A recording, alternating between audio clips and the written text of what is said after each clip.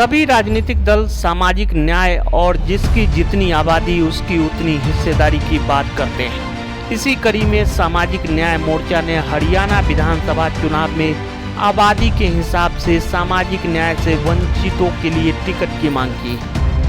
राष्ट्रीय राजधानी स्थित प्रेस क्लब में संवाददाता सम्मेलन आयोजित कर सामाजिक न्याय मोर्चा के नेताओं का कहना है, समाज के सभी वर्गों के वंचितों को जब तक उनकी हिस्सेदारी नहीं मिलती तब तक बाबा साहब अम्बेडकर का सपना पूरा नहीं होगा। मोर्चा का एक ही नारा है, दो बात है मोटी मोटी, हमें चाहिए इज्जत और रोटी। दिल्ली से डेली न्यूज online.in के लिए कुलवंत कौर के साथ बंसी लाल की रिपोर्ट देखिए। की बात कर रहे हैं। कर्पूरी ठाकुर जी ने कहा कि जो आखिरी लाइन के जो आखिरी छोड़ पे जो आदमी खड़ा है, जब तक उसका विकास नहीं हो जाता, जब तक सामाजिक न्याय नहीं मिलेगा। ये उनका पहला वक्तव्य है। अब जो हालात है वो दो हालात पहले थे। अब जो हालात है कि दो चीजें बहुत ज्यादा चर्चा में हैं। एक तो जातीय गणना और दूसरा जो सुप्रीम कोर्ट का जो ऑर्डर आया है, उसने जो जातीय विशेष पर कैटेगरी की बात आप कर रहे हैं। तो अब ये सामाजिक न्याय मोर्चा उस समाज के लिए क्या करेगा और आप उसको कितना सही मानते हैं, सुप्रीम कोर्ट के ऑर्डर को और जो जातीय गणना की मांग जो दूसरी पार्टियां कर रही है। देखिए, सबसे पहले जाति की जनगणना होनी जरूरी है। ये इस देश में विडंबना है।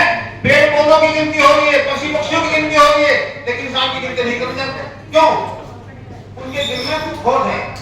ये जो बात हमारी पहली जाति का जनगणना फर्स्ट राइट है हमारे संगठन एकदम फर्स्ट हम करें, दीजिए ना, जिसको जितनी हिस्सेदारी उसको दीजिए, हमें कोई तकलीफ ही नहीं है। सब हमारे भाई, किसी से प्रेम नहीं है, हम किसी के खिलाफ नहीं है।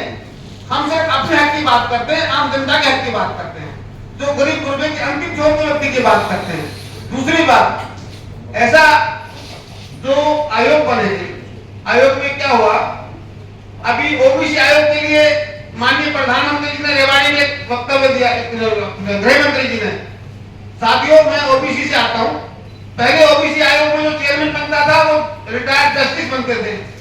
हमें उम्मीद थी कुछ होगा। आज उसको संवैधानिक दर्जे के नाम पे इतनी बेईमानी हो गई है कि उसमें रूलिंग पार्टी का आदमी बैठता है। वो क्या करेगा? रूलिंग पार्टी का कोई एमपी एमएलए क्या करेगा? अपने आका से भाग आ सकता है क्या? उसमें ज्यादा अन्याय होने के चांस हो गए बैकवर्ड कमीशन में। आपको ध्यान होगा, पीछे एक आरक्षण का मामला चला था, उसमें जस्टिस बीएस वलिया उसके चेयरमैन थे नेशनल बैकवर्ड कमीशन के, वो किसी से बिके नहीं और किसी से झुके नहीं, तो तभी बैकवर्ड क्लास को न्याय मिला। आपने देखा होगा साथियों, जो ताकतवर लोग थे उनके सामने जो कोर्ट में जाके हमें न्याय मिला। अब क्या है कि बैकवर्ड कमीशन में एमएलए एमपी या किसी रूलिंग पार्टी के आदमी, कोई पार्टी हो सकती है, वो क्या न्याय दे सकता है किसी आदमी को? मतलब ही नहीं। ठाकुर जो बार बार 3 बार, एक बार सीएम, 2 बार डिप्टी सीएम बने, 1952 में पहला चुनाव हुआ था साथियों। वो पहले चुनाव में विधायक बने थे, अपनी जिंदगी में विधानसभा को चुनाव नहीं हारे। जिस समय उनकी 88 में डेथ हुई तब भी वो लीडर ऑफ अपोजिशन थे। तो ये मिशन वो है, कर्पूरी ठाकुर जी का मिशन है। हम लोग सब साथ लेके चल रहे हैं और ये रैली तय करेगी हरियाणा का भाग्य, हरियाणा की राजनीतिक स्थिति का रैली जो है हमारी, वो तय करेगी कि आगे क्या होने वाला है।